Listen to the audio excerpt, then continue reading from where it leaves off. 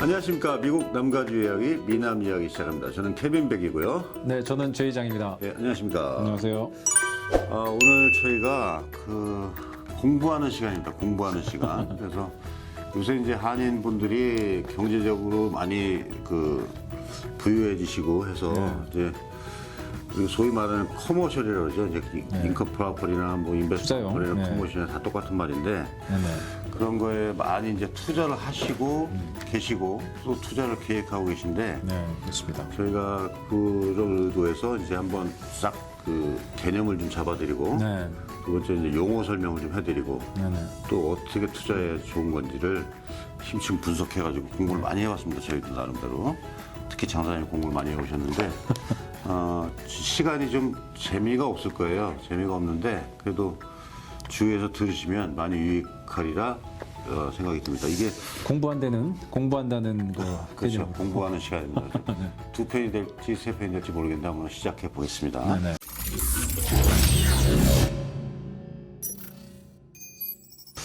자, 먼저 인컴 프로퍼리, 인베스트먼트 프로퍼리 이런 부동산에서의 어떤 정의를 좀 말씀해 주세요. 네. 어떤 게 인컴 프로퍼리다? 네, 뭐 굉장히 복잡하게도 설명을 드릴 수가 있겠습니다만 저희 일반인들이 생각하실 때 가장 좋은 컨셉은 본인이 주거 목적으로 프라이머리죠. 살지 않는 그 외의 부동산이라고 생각하시면 될 것 같아요. 전편에도 말씀하시는 멘트가 다시 나오네요. 네. 그러니까는 내가 예를 들어서 뭐 조그만 싱글 패밀리 하나 살고 있는데 집이 됐든 상가가 됐든 뭐를 하나 더 살려고 그런다. 그러면 수입을 목적으로. 네. 그러니까 내가 살고 있지 않은 다른 것들은 다 투자형 부동산이 되겠습니다. 오케이. 그럼 이제 인컴 프로퍼리를 우리가 투자하는 어떤 형태나 어떤 목적이나 이런 게 있을 텐데, 그죠? 그게 뭐가 있을까요? 크게 이제 저희가 뭐 세 가지로 볼 수가 있는데 첫 번째는 흔치는 않습니다만은 디벨롭하려고. 그렇죠. 사시는 경우가 있고 요거를 이제 개발. 요거를 사가지고 토지에다가 뭘 지어서 2유닛이 됐든 뭐 20유닛이 됐든 200유닛이 됐든 그런 디벨롭 목적이 이제 첫 번째가 있을 수가 있겠고 두 번째는 한국 분들께서도 이제 많이 들어보시고 또 좋아들 하셨던 몇 년 전까지 발류에드 즉 사가지고 내가 무언가를 더함으로써 뭐 50만에 사가지고 20만을 더해서 70이 아니라 100만에 판다. 그래서 이제 플립이라고 저희가 이제 그러는데 그런 목적이 또 하나가 있겠고 그거가 아니면은 이제 크게 세 번째는 조금만 패시브한 능동적인 세 번째인 건데 사가지고 일단은 그냥 가지고 있으면서 렌털 인컴을 좀 얻는 뭐 그렇게 크게 세 가지가 있지 않을까 그렇게 생각을 합니다. 근데 단계적으로 봤을 때 거꾸로 된 것 같아. 패시브가 1번이고 그렇죠. 초급자가 초급 맞습니다. 두 번째가 맞습니다. 좀 애업해가지고 시사책 세 번째 이제 디벨롭 단계는 사실은 좀 고수들이 할 수 있는 어떤 앞나도 지금 볼 수 있고 그런 고수들 세 가지 방법이 있고요. 가장 또 힘든 그렇죠. 인베스트먼트 프로퍼리, 인컴 프로퍼리의 어떤 타입이 여러 가지가 있어요, 여러분. 그냥 뭐 집만 생각하는 게 아니라 여러 가지가 있는데 뭐가 있을까요? 뭐 너무 많죠. 사실 뭐 골프 좋아하시는 한국 분들 골프장 가지고 계시는 분도 투자고 뭐 호텔 뭐 여러 가지가 많겠는데 뭐 셀프 스토리지부터 해가지고 뭐 땅 뭐 가장 파퓰러한 것만 딱 잡아주신다면 저희 이제 저희가 많이 쓰는 룸넷 이라든지 뭐 또 코스타에서 이제 이렇게 캐테고리 한 거를 좀 보면 크게 이제 네 가지로 이제 이 사람들이 구분을 해놓는데요. 첫 번째가 사무실 같은 사무실 용도, 임대용 사무실, 오피스. 저는 한국말로 할게요. 한국에 있는 분들을 생각해서 여기 영어로 하시고. 알겠습니다. 임대용 사무실. 오피스. 그다음에 두 번째가 이제 인더스트리얼. 그렇죠. 이게 창고나 웨어하우스. 맞습니다. 맞습니다. 동시통역 가능합니다. 너무 빨리 끼어드나 이거? 아니요. 세 번째가 이제 리테일. 리테일. 상가죠, 상가. 네, 맞습니다. 그 다음에는 이제 주거용, 뭐 멀티 패밀리, 레지던셜 이런 거죠. 그렇죠.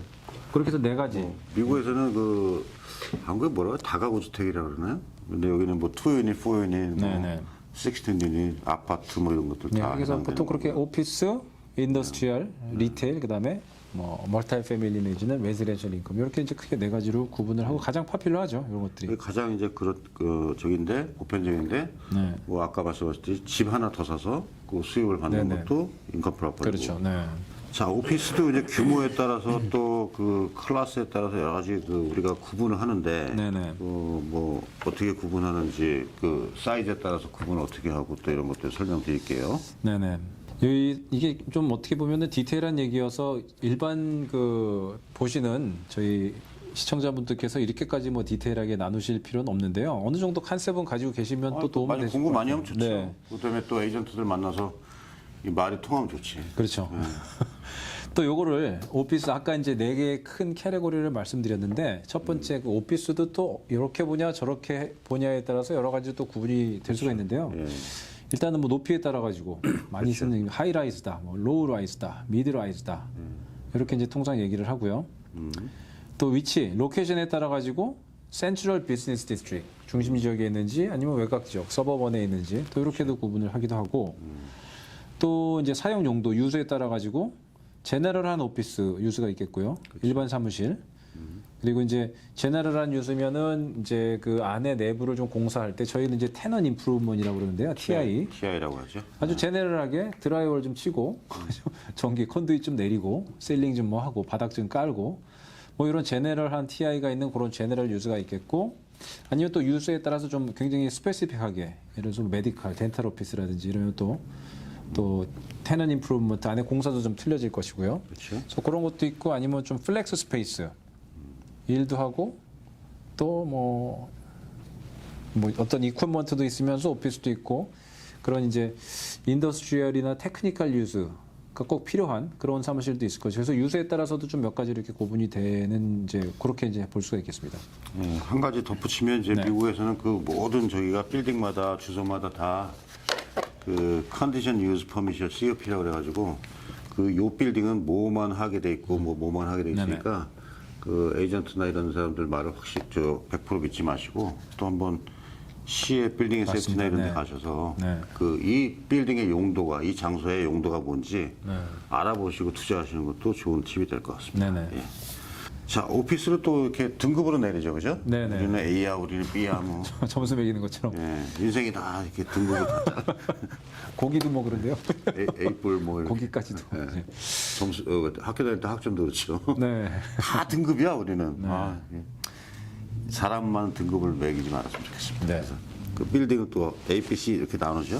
예. 네, 아마 그 자세히 보시던 투자가분들은 여기는 클래스 A 건물, 뭐 클래스 B 건물 이런 걸 보셨을 텐데 이게 도대체 뭐냐? 사실은 조금은 두리뭉실합니다. 근데 클래스 A 건물이라 그러면 당연히 뭐 상상하신 대로 가장 최상의 탑 티어, 베스트 인 클래스, 아주 좋은 하이어 엔드 컨스트럭션이고요. 안에 피니시도 굉장히 좋은 게 이제 A 클래스고 B 클래스는 이제 통상 A 클래스였으나 시간이 지나서 좀 오래돼서 그렇죠. 오래되면 B로 내려가더라고. 네, 퀄리티나 이런 것들이 A라고 하기는 조금 애매한데 옛날엔 좋았구나. 뭐 이런. 아무리 메인테너ンス 잘해도 네, 네. 10년, 20년 가면 에버리지 다 B예요, 여러분. 그렇죠. 예.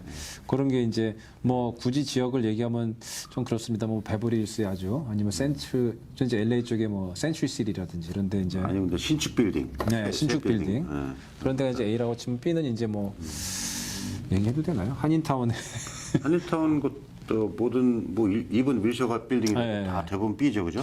네, 이제 뭐 A라고 생각하시는 분들도 많지만 이제 테크니컬 B에 좀 가깝다고 이제 생각이 들고, 즉 클래스 C는 이제 조금 그 중에서 가장 레노베이션이 필요한. 네네 레노베이션이 필요한 그런 이제 거의 뭐 건물의 수명이 이제 중년을 넘어섰다. 근데 이런 걸 방송하는 이유가 여러분 네. 에이전트 만났을 때 오피스 빌딩 뭐 클래스가 뭐예요? A예요, B예요, C예요? 네. 할 때 좀 이렇게 아는 것 같고 그렇잖아요. 네네. 상식적으로 알아두시기 네. 바랍니다. 그럼 이제 오피스 투자할 때 주의하거나 특별히 이렇게 주의를 기울여야 될 어떤 관점들이 있으면 좀 설명해 주세요. 네네. 뭐 당연히 이제 본인들의 투자하신 버젯이 얼마인지 용자를 어떻게 받을 수 있는지 뭐 당연히 그런 것들은 뭐 돈에 기본이고요. 맞춰가야 되는 네. 거고. 근데 중요한 것은 어딜 가나 일단 로케이션, 그죠? 로케이션이고 컨디션도 당연히 중요하고 뭐 크기, 사이즈 같은 것 당연히 중요하고요. 또 테넌트가 하나 있는 싱글 테넌트냐, 아니면 또 여러 명의 테넌트가 함께 있느냐, 그렇죠. 어떤 위험을 것이 약간 분산할 수 네, 있고. 선호되는지 그런 것들도 좀 봐야 되고 처음에 보통의 경우는 처음에는 이제 오피스 건물을 투자로 찾으시는 분들보다 본인들이 대부분의 경우는 좀 쓰시고 남은 공간들을 좀 렌트 주시고 이렇게 시작하시는 분들이 많거든요. 그래서 저희 회사 그렇잖아요. 네. 오피스도 다 지금 네, 맞습니다. 다 쓰고 있잖아요. 그러니까는 지금 뭐 첫 투자다 나는 이거는 근데 오피스부터 달려드는 건 사실은 조금은 용도에 안 맞을 수가 있고 본인이 좀 쓰신다는 개념으로 해가지고 가시는 게 좀 좋을 것 같아요. 세 내는 게 아까워서 그냥 사버리면 네, 그게 네. 또 한 세월 지나면 또 좋아질 수 있으니까요. 그리고 또 중요한 게 이제 파킹. 차 대는 거가 얼마큼 용이하고 파킹 자리가 많은지도 굉장히 중요하고요. 네. 그리고 만약에 빈 건물이 아니고 본인이 들어가서 쓸 건데 뭐 한 반 조금 안 되게 누군가가 들어가 있다면 현재 있는 테넌트들 그렇지. 어떤 테넌트들이 있는지 이분들의 리스가 예를 들어 가지고 나중에 뭐 제가 또 설명을 드리겠습니다만 뭐 트리플 넷인지 리스는 어떤 식으로 스트럭처가 되어 있는지 렌털 인컴은 얼마인지 이런 것들도 뭐 다양하게 이제 고려를 좀 해보셔야 되겠죠. 계약상 보는데 네. 10년 고정이다 그러면 골치 아프죠. 네네. 근데 개인적으로 봤을 때는 저는 오피스나 모든 그 저기는 부동산은 로케이션. 네. 로케이션이 제일 중요한 것 맞습니다. 같아요. 뭐 아무리 허름해도 네네. 한인타운 뭐 중심지에 있으면 밸류가 올라가는 거고. 네. 자, 두 번째로 갑니다. 인더스트리얼. 그 어떤 매니팩처나 웨어하우스나 이런 그런 큰 네. 건물들. 요새 유통업이 요새 네, 너무 발전하면서 핫하죠. 네. 난리가 났습니다. 이 웨어하우스 건물이 금값이 됐어요 요새. 한국도 마찬가지고 여기도 마찬가지고 온라인 쇼핑몰 이런 것들이 특히 아마존 이런 것들이 이제 네. 많이 리드가 생기면서 이 웨어하우스 쪽에 어떤 리드가 엄청나게 폭발적으로 증가해가지고 아주 배 이상 뛴 것 같아요. 제가 네. 보면은 한 몇 년 전 대비 배 이상 뛴 것 같아요. 네, 배 이상 뛴 것 같습니다. 신기할 여기에, 정도입니다. 네, 투자하시는 것도 굉장히 좋은 방법인 것 같아요. 그래서 종류가 뭐가 있는지 알아보겠습니다. 웨어하우스는 정말 어떻게 보면 제 개인적인 견해가 될 수도 있겠습니다만 그 다른 것에 비해서는 정말 간단한 건물이거든요. 이게. 네, 아무것도 진짜 네, 간단한- 비교적 관리가 수월하죠. 네, 간단한 건물이고 그래서 주로 뭔가를 생산하시는 매니팩처 생산 용도라든지 공장. 네, 그래서 뭔가를 만드는 거 매니팩처 아니면 뭔가를 스토어하는 스토리지 할 수 있는. 네, 물건을 많이 저장하는 것이 필요한 웨어하우스. 그게 아니면 조금 플렉시블하게 뭐 연구를 한다든지 연구소. 예. 그런 종류가 아마 크게 세 가지인 것 같아요. 그래서 예, 뭐 세부 나오면 뭐 한도 끝도 없겠습니다만. 자, 인더스트리얼도 마찬가지로 뭐 거의 오피스랑 비슷한 관점에서 투자를 하셔야 되는데 특별히 또 뭘 유의해야 되는지 좀 네네. 알아볼게요. 예. 뭐 당연히 이제 뭐 당연히 버젯, 파이낸스, 융자 이런 건 뭐 당연히 기본이고요. 역시 또 이것도 로케이션입니다. 로케이션. 예, 이거 이제 본인들이 직접 쓰려고 하시는 분이 많았었는데 과거의 추세는 요새는 또 워낙 핫하고 모든 게 이제 그 이커머스라든지 이런 온라인으로 가는 추세여서 오히려 그냥 웨어하우스를 투자용으로 사시는 분들도 굉장히 많이 늘어나는 추세거든요. 네. 그럼에도 당연히 로케이션 굉장히 중요하고요. 뭐 이지 액세스가 일단 되겠죠. 프리에 로컬로 너무 들어가면 맞아요. 네. 프리랑 일단 가까운 게 좋아요. 네네. 여기는. 그 예, 그다음에 이제 어느 정도 사이즈까지 본인이 원하는지, 그다음에 컨디션, 뭐 1900 굉장히 오래된 것부터 뭐 요새 지은 지 뭐 몇십 년 안 되는 것들도 많은데 당연히 가격 차이가 있겠지만요. 그런 것들도 염두를 해두시고 뭐 다 뭐 모든 게 같겠습니다만 좋은 걸 원하면은 가격이 높아지는 거고요. 그다음에 또 웨어하우스에서는 이제 개념이 저희가 뭐 주택이라든지 다른 거에서는 평면적으로 스퀘어풋 땅으로 가지만 여기서는 약간 입체적으로 생각을 하셔야 되는 게 큐비클. 예, 공간으로 가로 가죠. 세로 그렇죠. 왜냐하면은 똑같이 만 스퀘어여도 높이가 14핏하고 28핏하고는 거의 2배 정도의 그 차이가 있기 때문에 스태커블 할 때 더 이점이 있으니까. 그렇죠. 예. 그래서 1, 2층에 뭐 2층은 오피스를 만들어야 돼서 하이트도 굉장히 중요하다는 점. 맞아요. 그리고 또 어쨌든 간에 여러 가지 물건들을 취급해야 되니까 매니팩처를 하시든 뭐 웨어하우스를 하시든 그래서 이제 로딩 트럭이 짐을 싣고 내리고 이런 로딩 닥도 그라운드 레벨 그다음에 다카이는 이제 바로 트럭이 들어가면서 바로 내릴 수 있는 파이드하기냐. 그런 것들도 이제 당연히 뭐 없는 것보다 있는 게 좋겠고 파킹 역시 중요합니다. 파킹도 굉장히 중요하고 그래서 그런 것들도 이제 염두를 해주시는 게 좋을 것 같아요. 한 가지 덧붙이자면 이제 일렉트릭 파워 같은 거. 네, 맞습니다. 일렉트릭 네네. 파워 되게 그 신경 쓰셔야 되고요. 세 번째 상가로가 있습니다. 상가. 네. 리테어. 네, 리테일은 뭐 더 이상 설명이 필요 없는 상가입니다. 상가 건물. 그래서 뭐 종류는 굉장히 많습니다. 큰 몰도 뭐 말씀을 드리겠습니다. 뭐 여러 가지 굉장히 많죠 종류가. 예, 그래서 일반적으로 여러분들께서 아시는 상가입니다. 그럼 세 번째 종류죠. 요새 여기서 또 제가 또 양념을 좀 뿌리자면 요새 상가 중에 제일 핫한 게 뭔지 아세요? 뭘까요? 인디펜던트 빌딩 드라이브 트루 있는 네네. 그거 금값입니다. 금값. 네. 요새 다 그냥 오더해서 픽업해서 막 그냥 댁으로 가서 드시고 하시기 때문에 네.